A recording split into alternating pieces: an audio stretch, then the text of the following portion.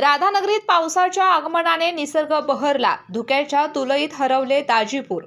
राधानगरी धरणाच्या पाणलोट क्षेत्रासह संपूर्ण तालुक्यात गेल्या 4 दिवसांपासून मुसळधार पावसाची संततधार सुरू आहे.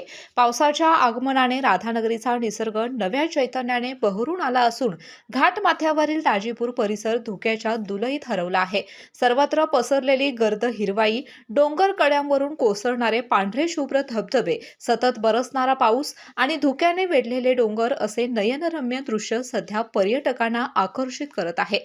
विशेषतः दाजीपूर घाटमाथ्यावर निर्माण झालेले धुक्याचे साम्राज्य पाहण्यासाठी पर्यटकांची मोठी गर्दी होत आहे.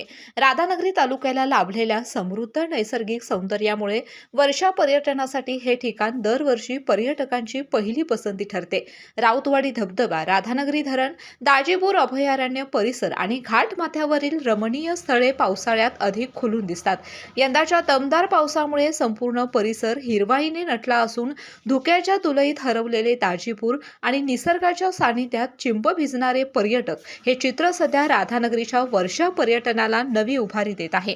केके न्यूज साठी राधानगरीहून मिलिंद कांबळे.